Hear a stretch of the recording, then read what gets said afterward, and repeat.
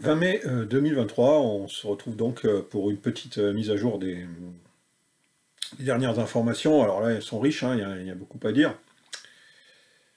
20 mai 2022, chute de Mariupol.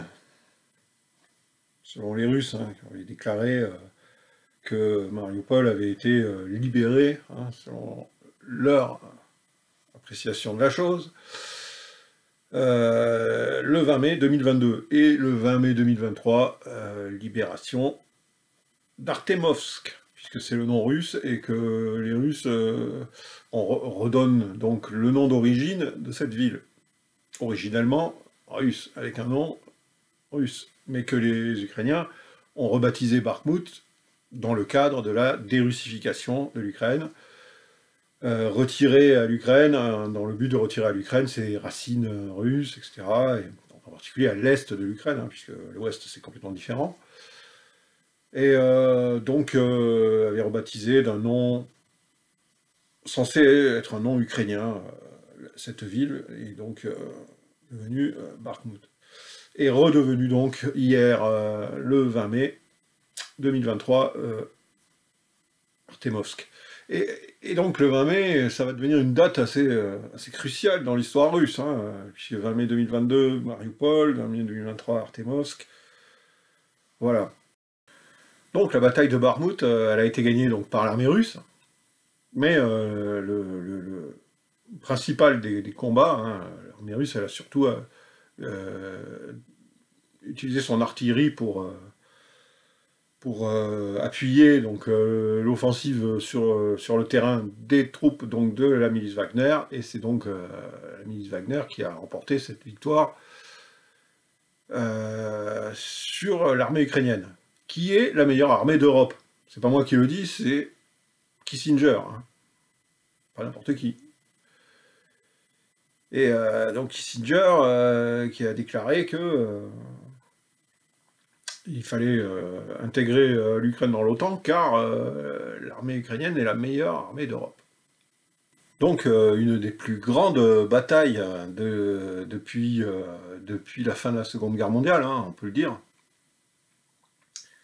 Une des batailles les plus meurtrières, les plus épiques.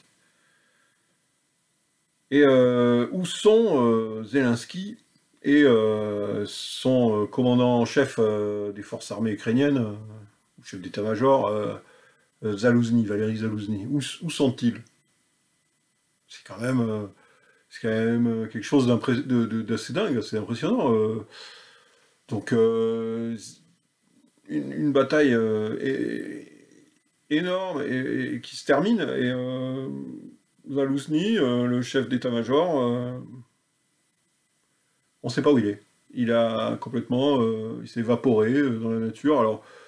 Alors on a eu un média ukrainien qui nous a sorti des photos de Zalouzny en train de se baigner à Chypre, je crois.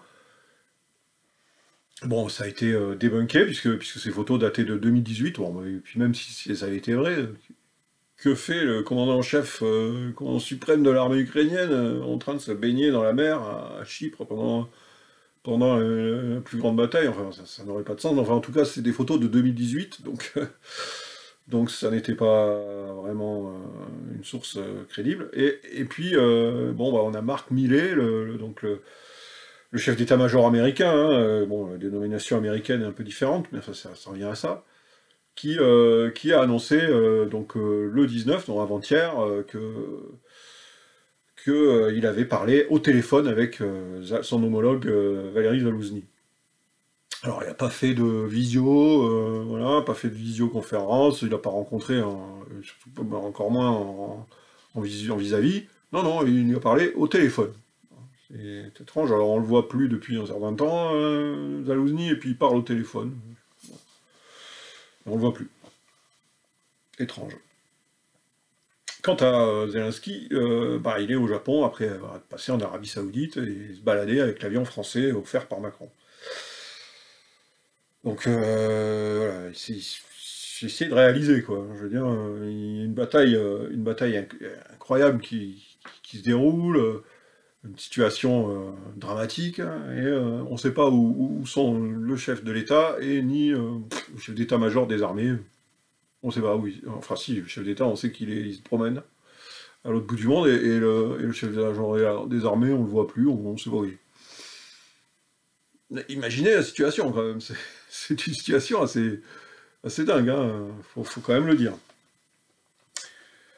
Donc voilà, le chef de Wagner, Prigojine, a fait une déclaration qui a été diffusée partiellement par nos médias, et dans laquelle il envoie un message à Zelensky, quand tu verras Biden, fais-lui un bisou sur le front. C'est l'humour de Prigojine. Voilà, puisque bon, c'est donc à Zelensky qui est en voyage au G7. Hein. Donc bon, voilà, alors évidemment, les médias français, voilà, LCIU, BFM, nous disent ah oui, mais en fait, c'est pas vraiment une victoire des Russes, en fait, c'est une défaite russe, c'est une victoire ukrainienne en réalité, parce que les Ukrainiens ont réussi à faire venir les Russes, à avoir une guerre d'attrition contre les Russes, enfin, ils inversent tout, en fait, ils renversent totalement la réalité. Et il essaye de transformer ce qui est rien d'autre qu'une défaite, hein, et voilà, il n'y a rien de honteux à ça, mais bon, pour les médias français, c'est inacceptable, une défaite en victoire. Bon. Et bon, quand ils admettent que c'est en effet une défaite ukrainienne, par contre, bon, mais c'était pas Artemovsk, c'est pas stratégique, c'est pas... En fait, ce n'est pas important, ça change rien. Voilà. Pourtant, on avait Zelensky qui, le 21 décembre dernier, avait fait une déclaration au Congrès à Washington, au Congrès américain. Hein, il avait été invité, il s'était déplacé, il était venu alors, avec l'autorisation de Poutine. Hein, parce que ne te déplace pas sans que les Russes donnent leur aval. Hein, ça. Donc il était venu donc à Washington et il avait donc déclaré devant le Congrès que cette bataille allait tout changer, que la bataille pour Bakhmout allait changer la guerre, et que c'était là que les Ukrainiens allaient retourner la situation en leur faveur, en faveur du camp de l'Occident collectif. Et finalement, bon, maintenant on nous dit non, sinon c'était pas important. Pourtant, au mois de décembre, pour Zelensky, ça avait l'air vraiment très important. Hein. Il avait même ramené un drapeau qui avait été fièrement exposé par Kamala Harris et Nancy Pelosi, avec un drapeau signé par les combattants de Bakhmout, les fiers guerriers qui défendaient la ville. Et il avait offert donc au Congrès ce drapeau signé par les combattants de Bakhmout. C'est pas rien, hein, c'est un geste symbolique, et puis il a fait des déclarations. Donc bon, maintenant on nous dit non, Bakhmout c'est pas important. Bon, évidemment, on essaye de minimiser l'ampleur de la défaite, hein, c'est évident. D'ailleurs, une situation compliquée, hein, pendant que donc, Zelensky se promène au Japon, fait des mamours avec tous les dirigeants de l'Occident collectif. Pendant ce temps-là, un peu partout sur le front, la situation est compliquée hein, pour les troupes ukrainiennes. Avdiivka, qui est une ville toute proche de Donetsk, dans la banlieue de Donetsk, en fait, qui était donc une des bases qui permettait aux Ukrainiens de tirer sur la ville, sur Donetsk, sur les quartiers civils d'ailleurs, hein, bien souvent, en tuant beaucoup de civils, est encerclé, quasiment encerclé, donc l'IFK est quasiment encerclé, donc par les Russes, on vous en parle très peu ou pas du tout dans les médias. Il y a aussi Marinka, un peu plus au sud, où il y a eu des féroces combats, qui aussi en très, très, très grande difficulté, où les troupes ukrainiennes sont en très grande difficulté, et ne tiennent plus qu'une la partie plus occidentale de la ville, hein, un peu comme à Bakhmout, mais c'est pas tout à fait la même configuration. Donc situation très, très compliquée sur le front, et on nous dit, bon, tout va bien, les Ukrainiens ont lâché Bakhmout, mais ils gagnent. Hein. C'est un signe de la victoire, en fait. Donc, bon, ben, Joe Biden, donc au G7, vient de promettre donc à Zelensky 375 millions de dollars de munitions et d'armes. Alors ça peut paraître beaucoup, mais 375 millions de dollars par rapport aux milliards qu'ils ont donnés, 48 milliards je crois qu'ils ont donné jusqu'à précédemment, 315 millions de dollars, c'est très peu en fait. Et ça va pas changer le cours de la guerre. En fait, ça montre juste que le robinet américain se tarit petit à petit et commence à devenir de moins en moins, à couler de moins en moins fortement, hein. Donc c'est très peu. Alors évidemment, la solution à tout ça, c'est les fameuses armes magiques, les Wunderwaffen, dont on a déjà parlé, hein, je vous renvoie à ma vidéo précédente. Alors maintenant, le nouvel arme magique, la Wunderwaffen par excellence, c'est le F-16, le chasseur F-16 américain. Et les Américains, et donc Joe Biden, a donné son accord, hein, pour que les vassaux de l'Amérique, les vassaux des États-Unis, donnent leur F-16. Voilà. Alors, je dis bien les vassaux, parce que qui peut parler encore de souveraineté de ces pays, hein, qui sont obligés d'avoir l'aval, l'autorisation de leur maître pour faire ce qu'ils veulent avec leurs armes, hein.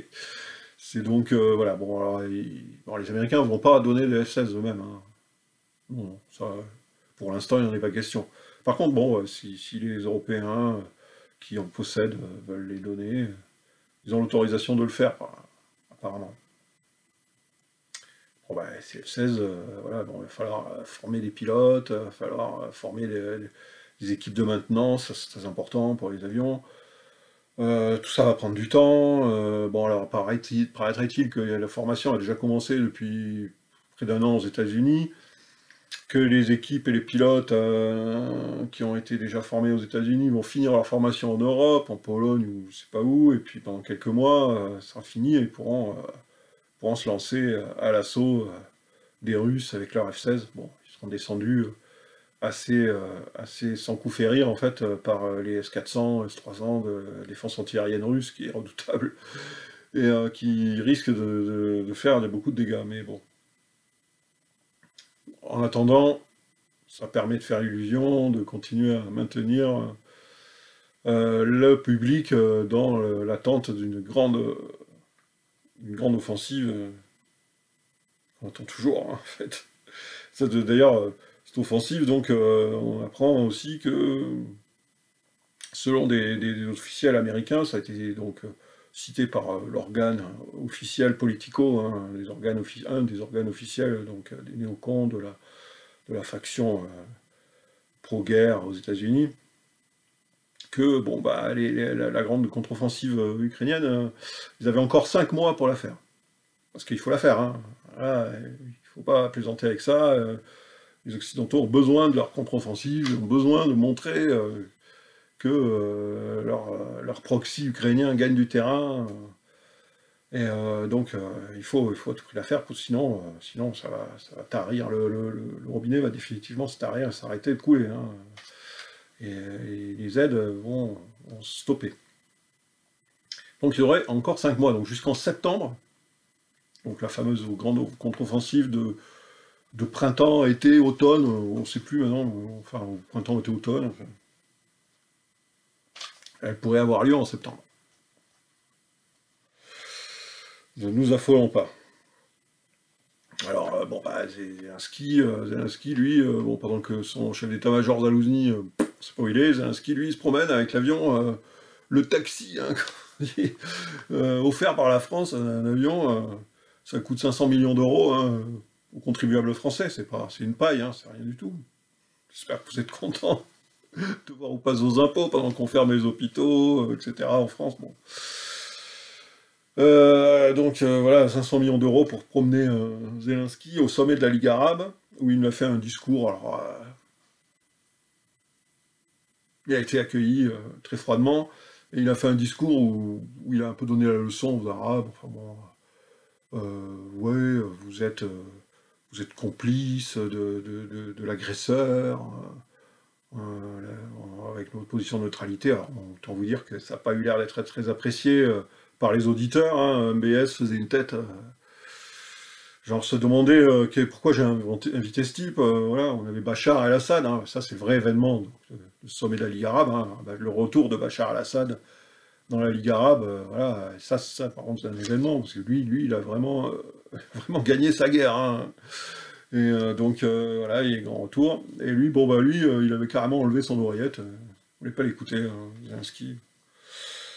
Bon, alors, je comprends que Bachar al-Assad parle anglais, hein, c'est pas... Mais,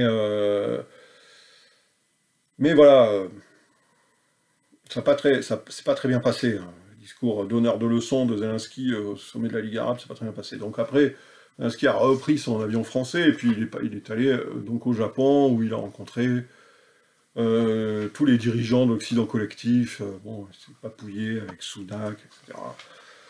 Et il a rencontré Biden, il a rencontré Macron, super, Macron qui a fait un peu son Macron, hein.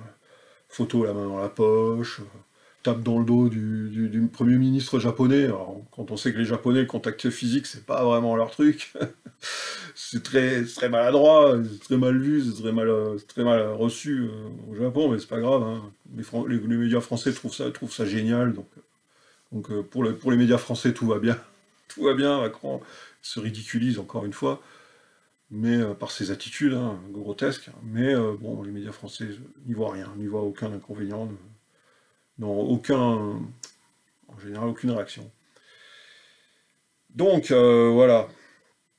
Alors, alors, il y en a un article encore dans Politico, où on apprend que il y aurait des discussions au niveau des officiels américains dans l'idée de geler le conflit.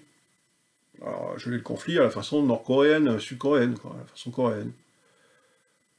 Et l'idée, bon, bah, l'idée, on a tout de suite compris, hein, l'idée c'est de geler le conflit sur les positions actuelles, pendant un an ou deux, le temps de permettre à la machine de guerre, au complexe militaro-industriel américain de se refaire la cerise, de produire suffisamment de munitions, d'armes, etc., qui manquent cruellement aux Ukrainiens, pour pouvoir relancer la guerre dans un ou deux ans.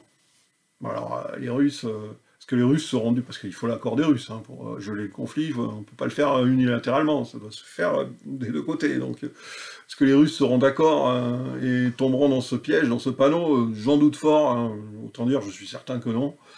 Donc, il y a peu de chances que ça arrive, le gel du conflit pour l'instant, c'est peu probable, hein, peu probable. Et voilà, puis bon, on a aussi un des hauts dignitaires du Kremlin, Dimitri Patrouchev, hein, très très puissant au Kremlin, qui a fait une déclaration sur les poussières radioactives qui ont été dégagées par la frappe sur l'entrepôt qui contenait des missiles, des obus à l'uranium appauvri de fabrication britannique, qui avaient été envoyés donc par Rishi, hein, par Rishi Sunak à Zelensky, et qui étaient entreposés là, malencontreusement, au milieu d'autres munitions, et qui ont donc déclenché une alerte nucléaire sur le secteur, hein, puisqu'on a un document qui semblerait-il est authentique et qui a circulé des autorités ukrainiennes enjoignant la population de Melnytsky, donc l'endroit où se trouvait l'entrepôt en question, de prendre des précautions, voilà, pastilles d'iode, etc. Enfin bon. Et donc, il semblerait confirmer qu'il y a bien eu dégagement de radioactivité. Et donc, Patrouchev nous dit que le nuage radioactif se déplace vers la Pologne, vers l'Europe de l'Ouest, vers la Pologne en l'occurrence. Alors, est-ce que c'est vrai? On ne sait pas. Bon, peut-être que c'est de la communication, hein, pour essayer de faire peur, hein, aux Européens, aux Polonais, mais enfin... Bon, en France, on risque rien, parce que de toute façon, en France, les nuages radioactifs, ils s'arrêtent à la frontière, hein, on le sait depuis 40 ans. Donc, quand ils viennent d'Ukraine en particulier, ils s'arrêtent à la frontière en France. Bon, alors pour finir, avec un petit sourire, on a un article encore de Politico, hein, qui nous narre une anecdote sur Boris Johnson, raconté donc par un de ses anciens assistants, hein, de l'époque où il était donc Premier ministre de la Grande-Bretagne, où Boris, Bojo pour les intimes, a montré qu'il détestait Macron, mais à un point incroyable, hein. Boris Johnson adore Zelensky. Ah, Zelensky, c'est vraiment c'est son idole, hein. Il adore, il est allé un nombre incalculable de fois le visiter à Kiev depuis le début de la guerre, il a soutenu, il a empêché de signer une reddition au début, hein. Et, mais par contre, il déteste Macron. Macron, vraiment, alors il l'a traité donc avec un mot qui commence par un C, en 4 lettres en anglais, et en 3 en français, hein, on va dire que c'est à peu près le même mot, et de lécheur de Poutine aussi. Alors, voilà, alors l'ancien chef des communications du Premier ministre britannique a déclaré que Johnson avait menacé une orgie de dénigrement de grenouilles. Après avoir été en colère contre Macron, parce que, donc voilà, il reprochait à Macron, ouais, alors il a dit, on va éteindre ses lumières, on va éteindre sa lumière, en parlant de Macron. Voilà, alors détaillant son expérience du poste de Premier ministre, son expérience chaotique du poste de Premier ministre de Boris Johnson, dans un nouveau podcast, l'ancien directeur des communications de Downing Street, Guto Harris, a déclaré que Boris Johnson s'était lancé dans une tirade à propos de Macron dans les mois qui ont suivi l'invasion de l'Ukraine par la Russie, après que le président français a critiqué la réponse du Royaume-Uni à la crise des réfugiés ukrainiens. Alors, lors d'une réunion du matin, avec un petit groupe d'entre nous, il s'est lancé dans une violente attaque contre Emmanuel Macron, a déclaré Guto Harry. En gros, il a dit un mot de 4 lettres, qui commence par un C. Bon, je vous passe le mot en anglais, je vous donne en français, c'est C-O-N. C-O-N ou C-U-N-T en anglais. Voilà, c'est pas très sympa, hein. Alors, il a dit c'est un cinglé, c'est un lécheur de Poutine. C'est évidemment content. Alors nous devons sortir les crampons contre lui. Sortir les crampons, c'est une expression de rugby, qui signifie, bon, y aller pour de bon, hein. Nous avons besoin d'une orgie ça me fait rire, c'est une orgie de dénigrement de grenouilles. Je vais devoir éteindre sa lumière. Donc déclare Johnson en parlant de Macron. Donc Macron n'aime pas tellement Johnson non plus, hein, je crois. Voilà, c'est le grand amour, hein, ces deux-là. Ah, voilà, je vous mets les liens, vous pourrez traduire cet article et le lire un peu plus en détail. Ouais, c'est assez drôle, hein, voir, voir ce genre de choses. Alors ça a été nié. Non, c'est pas vrai. Ça n'est pas vrai, enfin. En tout cas, c'est paru dans Politico. Voilà. Donc je vous laisse là-dessus. Je remercie tous ceux qui me soutiennent, en particulier Didier, hein, qui se reconnaîtra, qui m'a envoyé son soutien. Merci à toi. Et puis je vous dis, bon bah, si vous voulez me mettre un petit pouce bleu, vous pouvez un petit commentaire, vous voulez partager cette vidéo, ce sera très apprécié, hein. Et voilà. Et si vous voulez, vous pouvez toujours visiter mon blog qui est en dessous dans la description de la vidéo. Je suis fatigué. Dans la description de la vidéo, il y a aussi le lien pour le site de veille stratégique de mon ami Sylvain Ferreira, excellent, incontournable, et tout aussi incontournable, le compte Twitter, si vous êtes sur Twitter, de mon ami Jacques Frère, et là aussi c'est incontournable, vous aurez toutes les infos sur ce qui se passe au jour le jour sur le front, heure par heure. C'est indispensable, moi j'y suis tout le temps, et je vous le conseille. Et merci donc d'avoir suivi cette vidéo jusqu'au bout, merci pour votre soutien, encore une fois, et je me répète, et je vous dis à bientôt, hein, j'espère pouvoir faire une vidéo très bientôt, dans la semaine, j'espère que j'aurai le temps, et puis l'actualité me donnera probablement l'obligation de le faire. À bientôt, bonjour chez vous.